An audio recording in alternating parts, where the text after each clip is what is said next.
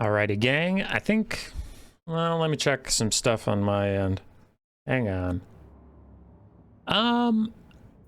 We have 2 videos left. Yeah, 2 videos left of the Gracier playoff bracket. We have this one and another one. To avoid too many spoilers, just looking at the games I have here, one, either this video or the next video, will have 2 best of 3s in it, because one of them looks like it has some pretty explosive matchups that move pretty quickly. It's probably not worth a full video there. Could just do a twofer. So you'll either get this final quarterfinal and the semifinal, or you'll get the semifinal and final. Oh boy, how excited are you? So we determined that Flower of ODM is in the finals, waiting for their opponent. Their opponent is either going to be Berserk or the winner of Codex and Ash. So let's get into it. We know we have Codex and Ash all in for game 1. Just making sure I grab the right one so we don't do anything stupid. All right. Codex on the left side, Ash on the right. Codex loves his Chaos Dwarves, and he really likes these wider gun builds out of them rather than single entity spam. Now, I mean, he does still have 3 single entities, but 2 of them the Infernal Castellans, so not quite the single entities we're thinking of. I don't know if Ash still does Ash 07, so I'm just going to do Ash. Sure, it's Ash. We know who it is. Anyway, yeah, he doesn't tend to go with the double Bale Tauruses. He doesn't tend to go with a bunch of trains and stuff.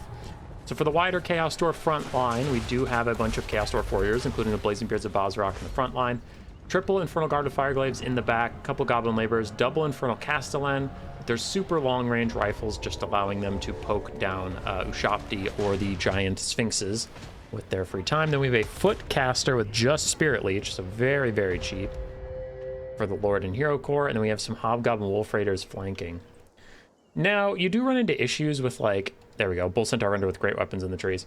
This is a lot of why the Chaos Dwarves don't tend to run builds like this, is like you have a Caster Lord on foot with 1 spell, 2 foot heroes, and still your army feels teeny tiny. It's because even then, your Sorcerer Prophet is still pretty expensive. 3 Infernal Guard is expensive, Chaos Dwarf Frontline is expensive, and then a Bull Centaur Render is expensive. So, kind of like Kislev, they do suffer from just being so spendy. On the other side, for the Tomb Kings, a very cheap front line of Skeleton Warriors and a couple Spearmen. Triple Ushabti Greatbow, one of which is the Chosen of the Gods ROR. We have double Necro Sphinx, and then some Nekar Horsemen, and Cetra the Imperishable on foot with Curse Blades and Protection to spam out heals as much as possible. Good spells also, but not a super wide Tomb King's army, so I don't know why he's feeling the need to spam out cheap spells to get healing for a roster that's very small. That kind of healing is better when you have a super wide formation, but good build overall. The Necro Sphinxes are very good against the single entity spam we were talking about earlier. You know, if it existed. The Ushabti Greatbows are also good against that kind of thing, and Ushabti Greatbows are also good against just armored rush, which it seems to be happening here. Spirit Leech onto Cetra the Imperishable. He's taken a lot of damage from the Infernal Guard already and the Spirit Leech, and he is trying to get some heals off, gives himself 40% physical resistance, which is nice, but he's still down to half HP. On foot, his HP pool is just very small. So this is a pretty brutal start here for the Tomb Kings. Bounce power is 50-50 because the Chaos Dwarves had to walk into Ushabti Greatbow Fire, but now is where they're going to start getting their damage back, as that artillery unit isn't getting to utilize its full range anymore. They are in range to trade damage. Generally, they will win that trade. As you can see, Cetra is almost dead. The Infernal Castellan's both poking him down. Next, Spirit Leech is going to take him out, so he is living on borrowed time. There's nothing he can do to avoid that death now. He's just too low. And honestly, charging him into the Blazing Beards was a bit of a questionable decision. They have really good melee attack and melee defense and fire damage. So yeah, Cetra just gets absolutely murked in a pretty big mistake from the Tomb Kings this early on. And then the back line is getting attacked by Hobgoblin Wolf Raiders with spears. Honestly, Ushabti might win that melee engagement if the 3 of them fought those 2 Hobgoblins, but it's just about harassment. It's just about being annoying. As in the back line, both sides losing their back lines. Both Necro Sphinxes and the Nekar Horsemen got onto the triple Infernal Guard, and double Hobgoblin Wolf Raiders got onto the triple Ushabti. But the Ushabti are trying to run, so they are just taking free damage in the back. Meanwhile, the Infernal Guard are standing, and they are hybrid halberds. They'll still have a pretty bad time, but they'll trade back cost effectively versus the Necro Sphinx overall. and the Nekar Horsemen are getting decent damage down, but once that charge bonus wears off, the Infernal Guard are going to start punching back. Meanwhile, this is what the Castellans were born to do. They just stand here and shoot at the Necrosphinxes now that Tzeentch is dead. We even get the Bull Centaur Renders out of the trees, so they were held back masterfully. And this is just a very, very well executed game from the Chaos Dwarves to start off this series. It's looking doomed. I don't see what the Tomb Kings can do at this point. Bull Centaurs are uncontested, and they're going to sweep through this backline and take out the Necrosphinxes, take out the Nekar Horsemen. The tattered remains of Infernal Guard will poke and harass and annoy the Ushabti in the late game. Meanwhile, Chaos Dwarf Warriors will just slowly walk at them, and there's really not enough DPS left in the Tomb Kings to kill them all. You can see that Ushabti did just turn and fight the Hobgoblin Wolf Raider and got rid of him, but the Chosen of the Gods is having a harder time with the Blazing Beards also on top of it. Summoned Ushabti keeping the balance of power from army losses territory, though the Tomb Kings are in dire straits. And yeah, that can be the danger of fighting the Chaos Dwarves. While their individual units aren't super gold efficient a lot of the time, they're very expensive, their build diversity is such that you could do this with the Tomb Kings and really prepare for single entity abuse. But then if they don't take it, you're just woefully unprepared for the massive armored infantry that can be brought. And again, Chaos Dwarves do pay a pretty penny for all of their units, so it's not like the faction's OP, oh, please nerf CA. No one can handle the Chaos Dwarves. It's just like, yeah, you get rewarded sometimes for bringing different builds that are off meta. And that's going to be GG game 1 going to Codex.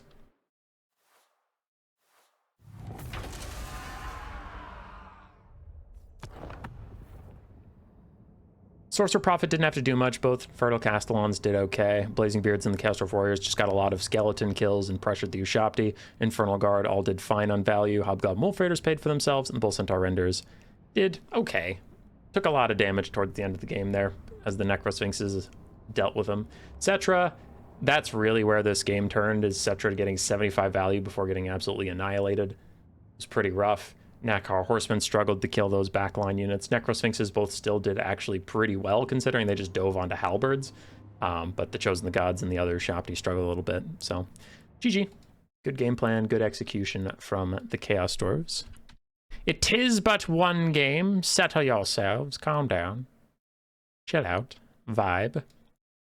Taking you to the brackets, you can't see whether this is a 2-0 or a 2-1 in one direction or the other.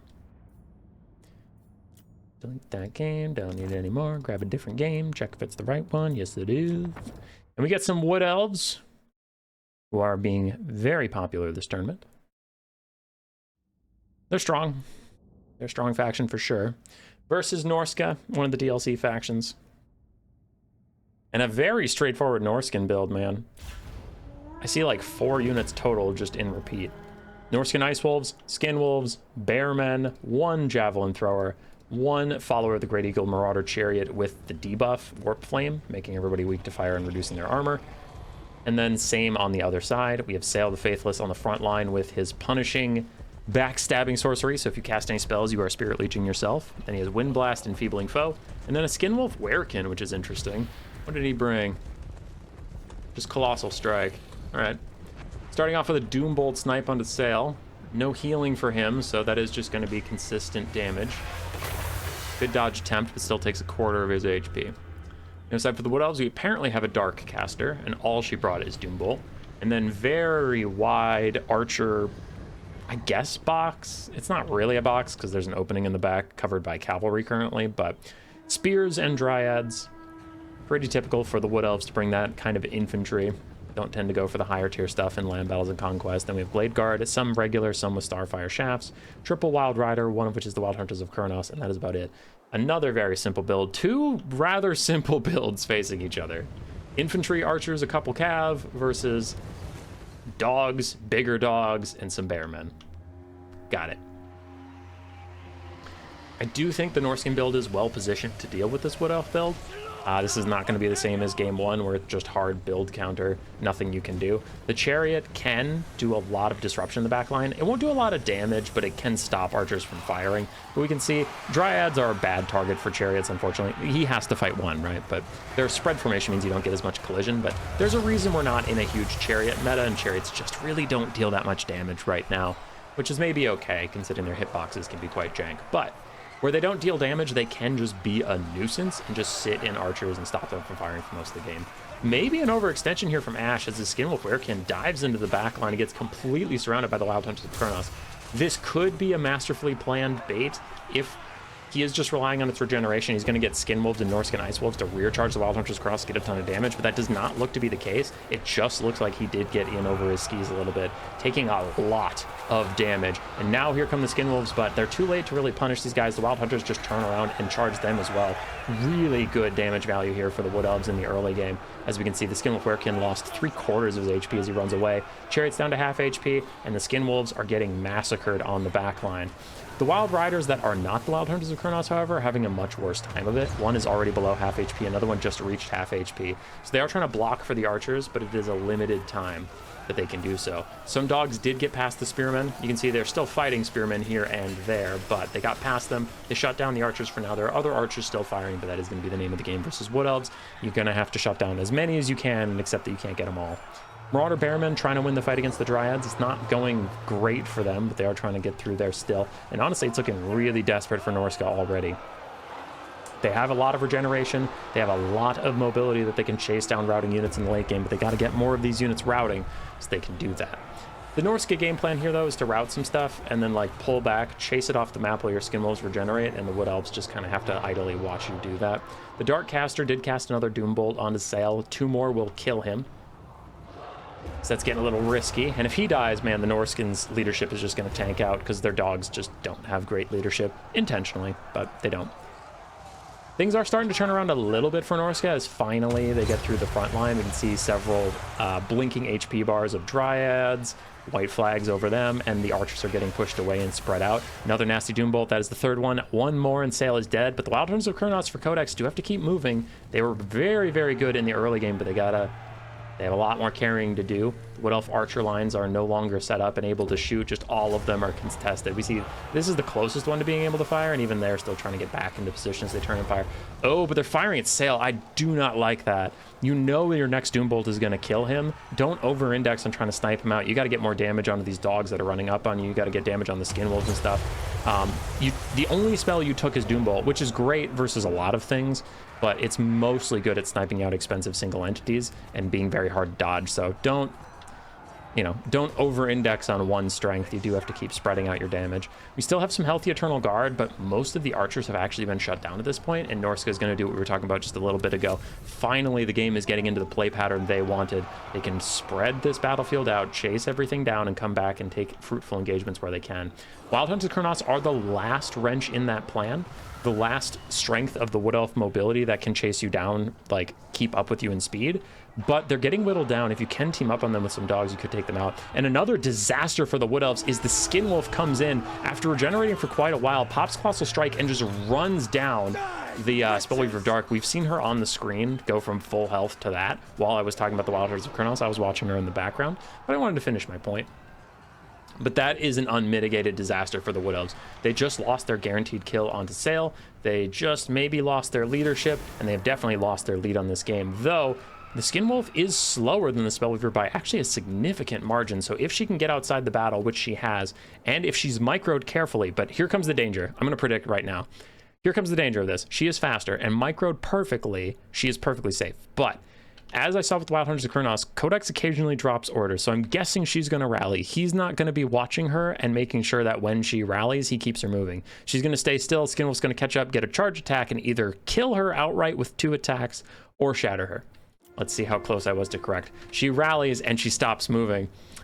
Oh, he does actually get back onto it quickly and uses a quick Doombolt onto the Skinwolf Werekin. 64 speed, maybe. Oh, you overcast that? That is way too risky, and he suffers for that. The Doombolt does crazy damage, but he takes out his own caster in the trade. The overcast was not worth, I'm afraid. Very unlucky, of course, that the overcast did that much damage to you. Shit happens, but yeah, an undercast is definitely the call there, especially since she has better speed than the Skinwolf Werekin, and she is maybe going to route off the map. Wild Hunters of Kronos are teamed up on by 2 Skinwolves while we were watching the chase go down, and this is a disaster for the Wood Elves. No archers left, no mobility left, no caster left. You have 3 relatively healthy spearmen to try and carry this game. It's not going to happen. Yes, most of Norsca's power is in their skin wolves, which are large, and your spearmen are theoretically good against them, but cycle charging, slow regeneration are hell of a drug. And Sail does have Wind Blast to poke you down. We do have Bearmen to hold the line. It looks like Codex throws in the towel. So very close to a 0-2 from Ash. The early game was going very, very well for the Wood Elves, but a couple slight mistakes cost them a lot, and then a couple big plays from Ash. Obviously, it's not all on Codex. It's not like, wow, you really fucked up that game, dude. It was free. It's like, no, it wasn't free, but his early plays were really, really good. Then just a little bit of a falter, and Ash was able to sneak in more dogs, more skin wolves to that back line when the cohesion fell apart and tore those archers to shreds. Really, though, the big play was the skin wolf finding the caster and just annihilating her. That was wild. Everything on Norsca doing all right. No units that I can say didn't do their jobs. Even the chariot paid for itself in the end, which is pretty good. Sail got sniped out, so he's not going to get a lot of value, but it's not exactly his fault. You need to take a lord, you need a caster, and Doombolt is, you know, a wild spell. GG's. Takes us to 1-1. Admit it, you thought it was going to be... You thought it was going to be a 2-0 when that game started out. You're like, this is it. Boy's a big dum-dum.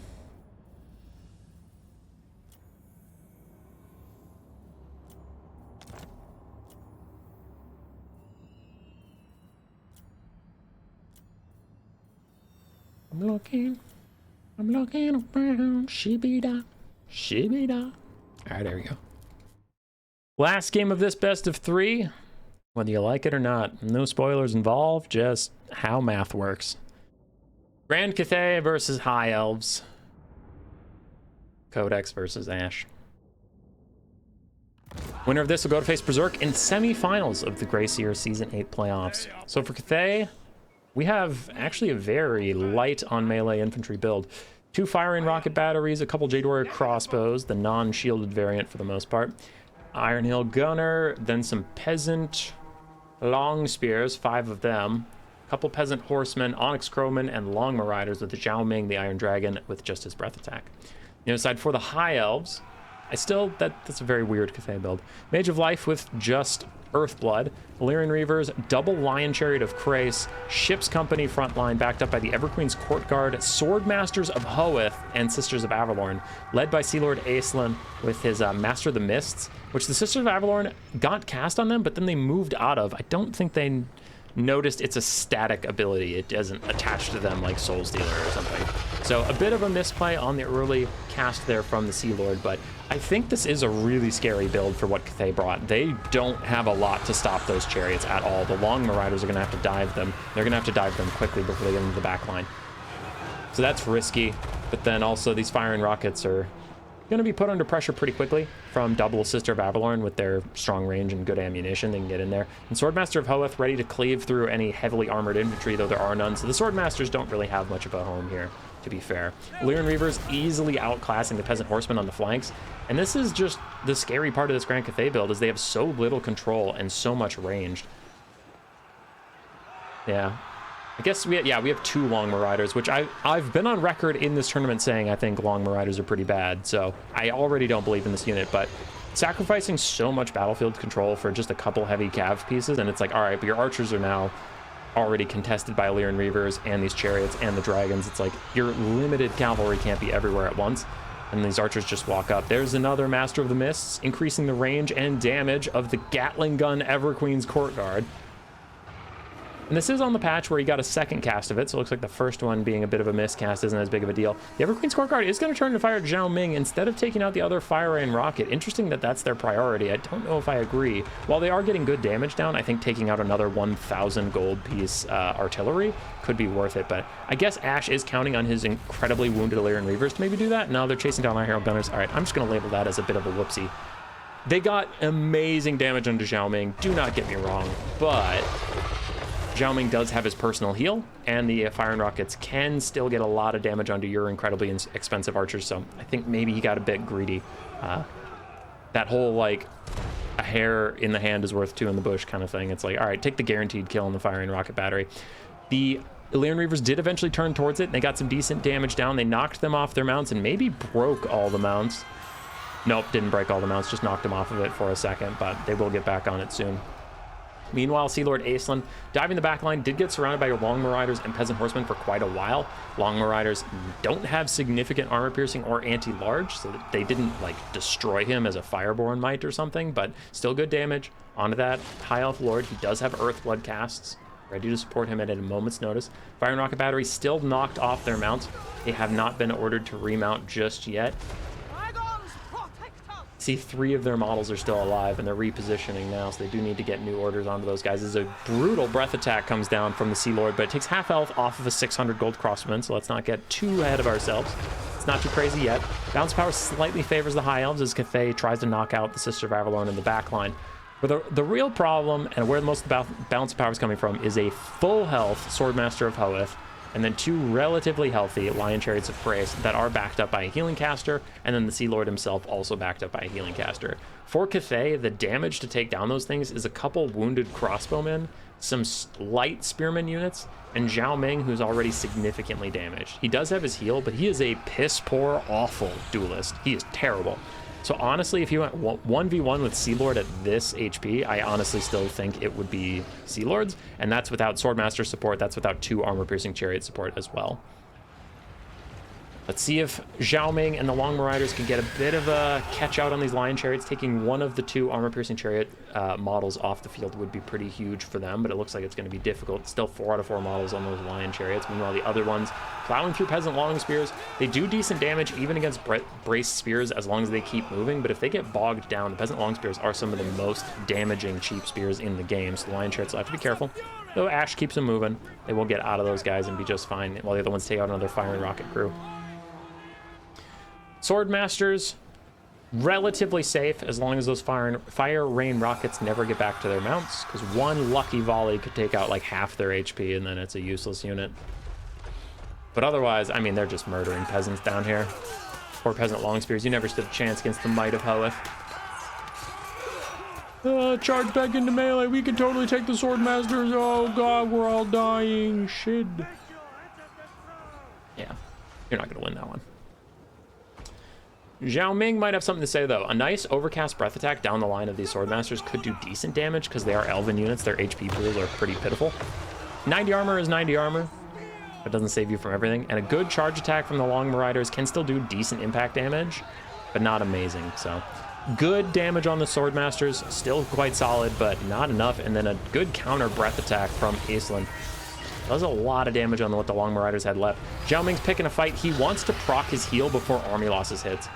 But there is Army Losses. There's the heal. Oh, but it's too late. Because that can be a problem. If Zhao Ming's stuck at low HP and no one's going to proc his heal, the game just thinks he's dead, and then it counts a lot of bounce power against you, even though he has another half a health bar to go through. GG's. Pretty close last game, even though I was critical of the Grand Cathay build, it ended up being quite close. So maybe, you know, maybe I was being too critical, but yeah. I'm not a fan of Long Marauders. I get what they're supposed to do, but I feel like they just don't do it cost effectively. On the other side for Ash, good use of the Sea Lord. A little bit of a whoopsie on the first Master of the Mists cast, but the second one was really good. Sisters of Avalorn, the ROR that got that cast did so much damage to Zhao Ming, and then amazing damage to the artillery pieces that it was great. And the Lion Chariots, again, doing well. So Ash took Chariots in 2 games versus heavily ranged faction and won both games. Seems like Chariots do have a niche here and there. So let me delete that game.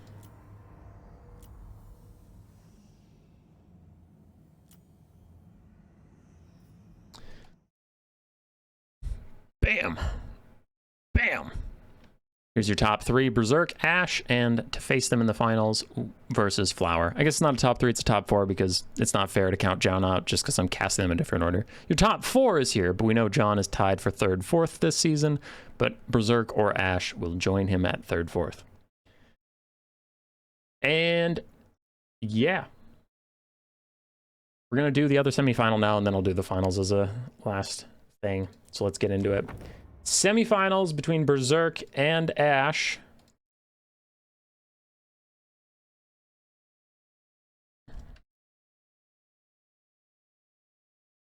We have Tzeentch High Elves started off. I haven't been seeing a lot of Tzeentch in tournament play. They have been nerfed severely. It's still a powerful faction. I don't know why I did that. Ash is the same Ash. Still a powerful faction in good hands, and Berserk be good hands. For Ash's High Elf, since we just got done casting an Ash High Elf game, let's just do his build first. 2 Tyrannok Chariots this time with their magic damage to punish demonic units. Interesting. I know they have a lot of ammunition, but low armor piercing value, so we'll see if that ends up being worth it. Triple Silver Helm, 2 Archers with light armor, a front line of Ship's Company, a High Caster with Tempest and Apotheosis, and then Tyrion and the Omen of Asuryan Arcane Phoenix, ROR. Neat. On the other side, for the forces of Tzeentch, we have 2 Doom Knights, a Screamer, 3 Skirmish Cav, yep, just 3. And then we do have a Chaos Sorcerer Lord with Final Transmutation, again, has Golden Hounds, Plague of Rust, and Searing Doom, and his Chaos Spawn Summon. And that is a lot of abilities on that Caster Lord. Pink Horrors, Marauders, some Blue Horrors, and Forsaken for a very diverse build on the side of Tzeentch. A lot of different units being taken here. It's a very wide build, and I don't hate it, but I'm having a hard time fully pinpointing why it exists.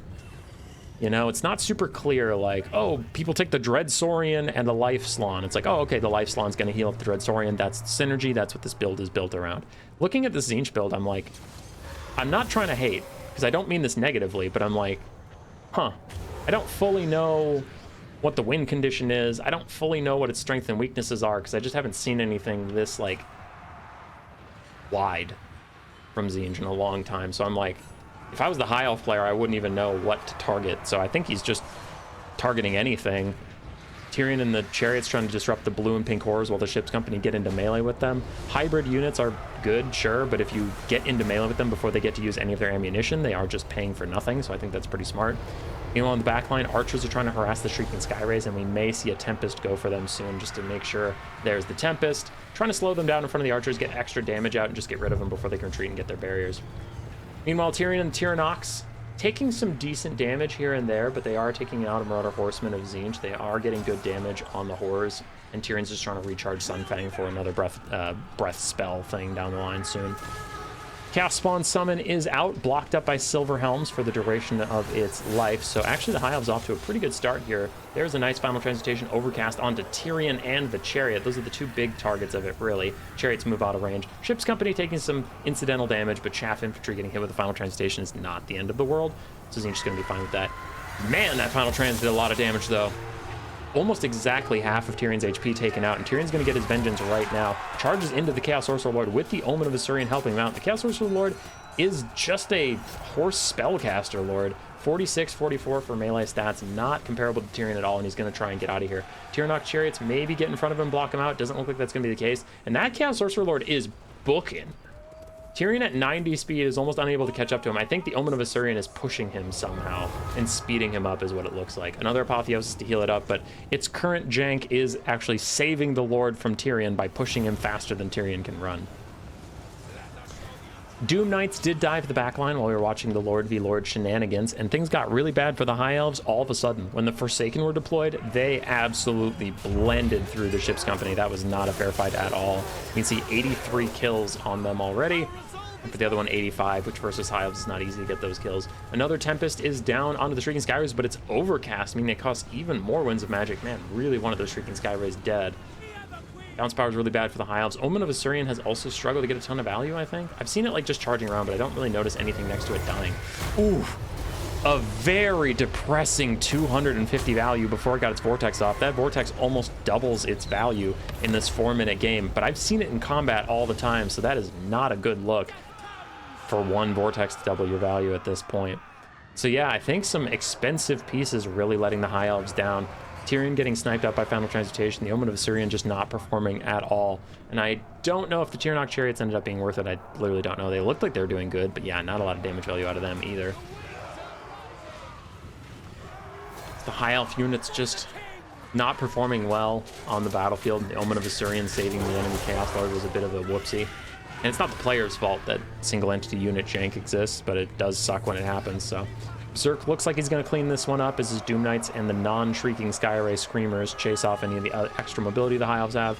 And it looks like he's just avoiding any committed melee versus Tyrion. He's just leaving Tyrion in random garbage until his next overcasted final transmutation is off cooldown, and he can drop that on Tyrion's head and finish him off that way. Tyrion is going to get his Heart of Avalorn proc, but if you get a nice big final transmutation, you can knock the balance of power down enough that army losses will hit Tyrion before the heal really takes effect, similar to what we just saw with Zhao Ming.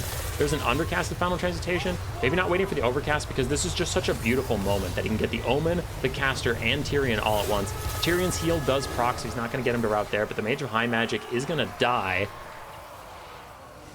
So no more Apotheosis healing for the Omen of Assyrian, no more Tempests to punish his Doom Knights, and now the Doom Knights with no ranged units, no flying units. I guess the Omen flies, sure, but whatever. One flying unit, no ranged units, no Tempest. They can retreat to the skies almost whenever they want to and get their barriers back before diving back in to fight Tyrion.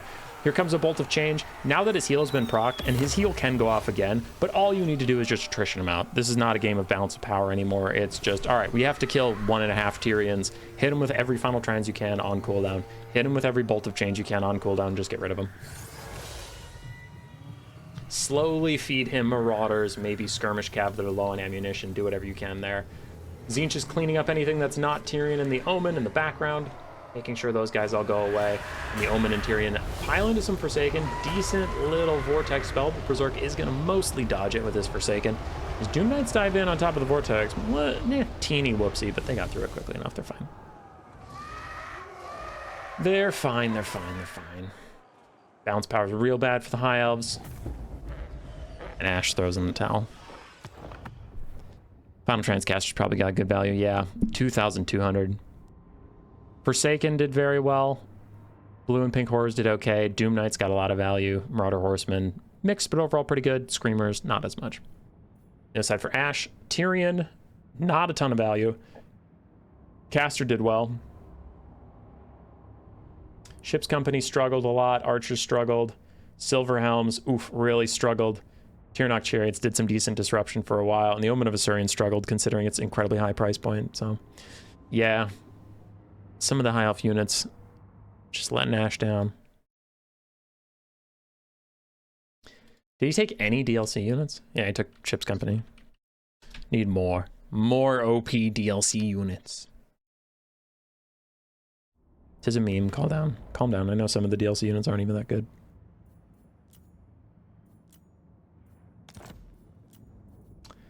Game 2. Some of you emo fans out there will be happy to see Berserk pulling out the vampire counts.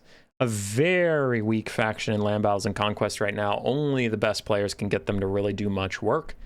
Berserk used to play a lot more of them than he does now. Actually a classic competitive matchup. Takes him back to Warhammer 2.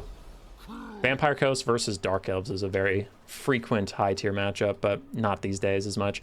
And definitely not seeing much of this these days. Hex Wraiths. Hex Wraiths and the Dire Pack for anti-large, paired with armor piercing and frostbites. These guys will slow down any cavalry, so the dogs can just feast on them. Vargeist is pretty standard. Crypt Horrors, Zombies and Skeletons mixed with a Necromancer with his Forbidden Rod. Double Zombie Summon, the Lesser Raised Dead and then the regular Raised Dead. And then we have a Strigoi Vampire Lord with Gaze of Nagash, Invocation to Heck, and then his own Crypt Ghoul Summon with his own heal.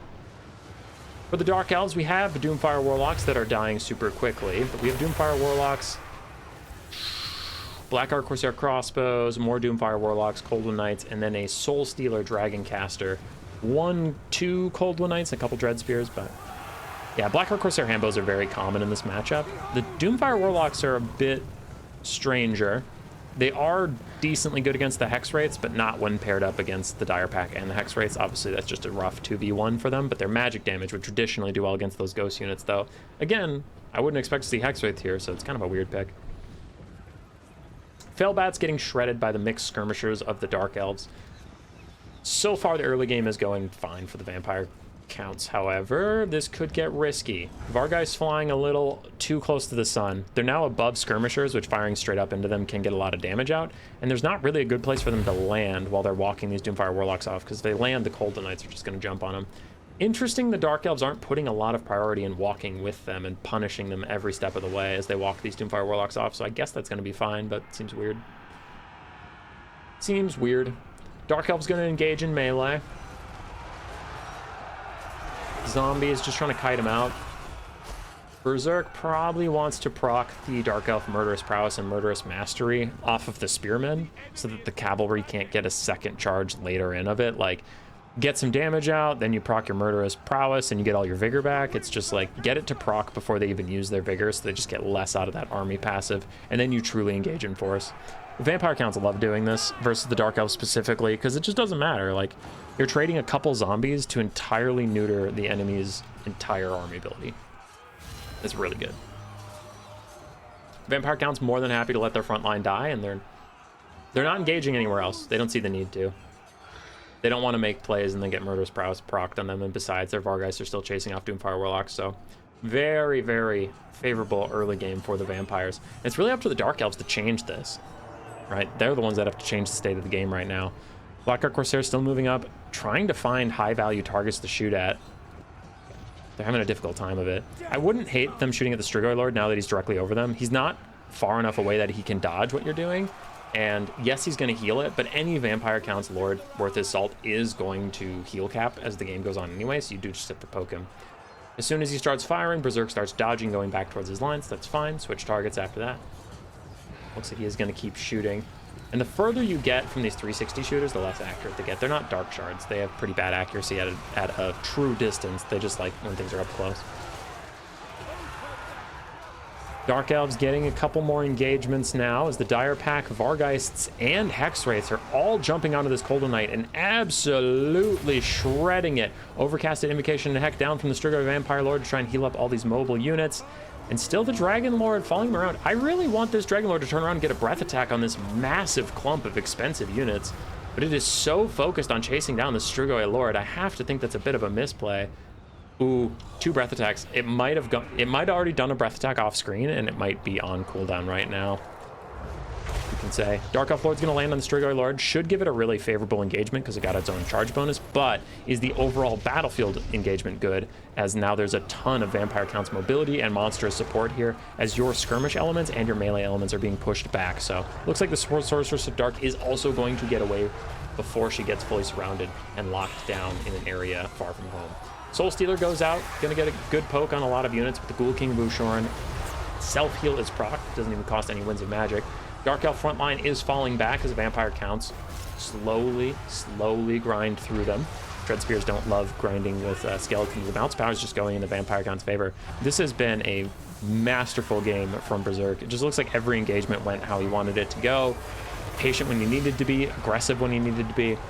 And I don't know what the Dark Elves can do from this. Their skirmish units are still decently healthy, but some of them are locked up in melee. Some of them are just out, like, running. You know, what else can they do? They're shooting at Vargeists when they come over, but it's going to be GG. And Berserk looks to be in form as he heads to the finals versus Flower. Strigoi Lord got good value. I mean, I guess 800 isn't amazing, but it was fine. X-Wraith's got a lot, 1500 actually. Dire Pack got around 600. Crypt Ghouls didn't get that much. Vargeist got a bit. For Ash, his Lord also got good value. Corsair Handbows, fine. Fine or eh. And the Doomfire Warlocks and Coldon Knights just got absolutely punked, which was a pretty bad setback for him. So that's going to be GG. 2-0 to Berserk. Take you over to the bracket. And I can get rid of this. And our last blocker friend, as you now know, the finals is Berserk versus Flower. And that'll be the final video for us. Is the final best of 3. See you then. Roar. Subscribe, yes, yes.